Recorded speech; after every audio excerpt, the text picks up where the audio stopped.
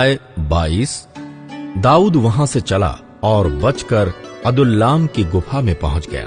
ये सुनकर उसके भाई वरन उसके पिता का समस्त घराना वहां उसके पास गया, और जितने संकट में पड़े थे और जितने ऋणी थे और जितने उदास थे वे सब उसके पास इकट्ठे हुए, और वो उनका प्रधान हुआ, और कोई 400 पुरुष उसके साथ हो गए।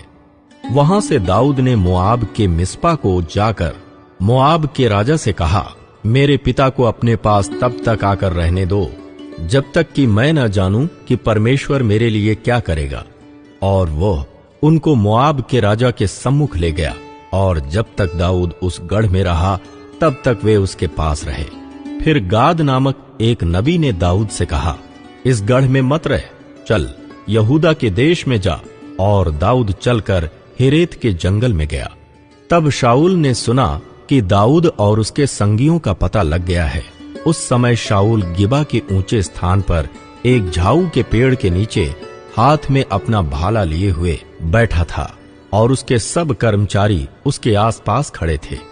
तब शाऊल अपने कर्मचारियों से जो उसके आसपास खड़े थे कहने लगा, हे बिन्यामीनियों सुनो, क्या इशै का पुत्र तुम सबों को खेत और दाख की बारियां देगा? क्या वो तुम सबों को सहस्रपति और शतपति करेगा? तुम सबों ने मेरे विरुद्ध क्यों राजद्रोह की गोष्ठी की है? और जब मेरे पुत्र ने इशै के पुत्र से वाचा बांधी तब किसी ने मुझ पर प्रकट नहीं किया, और तुम में से किसी ने मेरे लिए शोकित होकर मुझ पर प्रकट नहीं किया कि मेरे पुत्र ने मेरे कर्मचारी को मेरे विरुद्ध ऐसा घात लगाने को उभारा है जैसा आज के दिन है। तब एदोमी दोएग ने, जो शाऊल के सेवकों के ऊपर ठहराया गया था, उत्तर देकर कहा, मैंने तो इशै के पुत्र को नोब में अहीतूब के पुत्र अहीमेलेक के पास आते देखा, और उसने उसके लिए यहोवा से पूछा और उसे भोजन वस्तु दी, और पलिश्ती गोलियत की तलवार भी दी। तब राजा ने अहीतूब के पुत्र अहीमेलेक याजक को और उसके पिता के समस्त घराने को, अर्थात नोब में रहने वाले याजकों को बुलवा भेजा। और जब वे सब के सब शाऊल राजा के पास आए तब शाऊल ने कहा, हे अहीतूब के पुत्र सुन। वो बोला, हे प्रभु क्या आज्ञा? शाऊल ने उससे पूछा, क्या कारण है कि तू और इशै के पुत्र दोनों ने मेरे विरुद्ध राजद्रोह की गोष्ठी की है? तूने उसे रोटी और तलवार दी, और उसके लिए परमेश्वर से पूछा भी, जिससे वो मेरे विरुद्ध उठे और ऐसा घात लगाए जैसा आज के दिन है। अहीमेलेक ने राजा को उत्तर देकर कहा, तेरे समस्त कर्मचारियों में दाऊद के तुल्य विश्वास योग्य कौन है? वो तो राजा का दामाद है और तेरी राजसभा में उपस्थित हुआ करता और तेरे परिवार में प्रतिष्ठित है। क्या मैंने आज ही उसके लिए परमेश्वर से पूछना आरंभ किया है? वो मुझसे दूर रहे। राजा ना तो अपने दास पर ऐसा कोई दोष लगाए, न मेरे पिता के समस्त घराने पर, क्योंकि तेरा दास इन सब बातों के विषय कुछ भी नहीं जानता। राजा ने कहा, हे अहीमेलेक, तू और तेरे पिता का समस्त घराना निश्चय मार डाला जाएगा।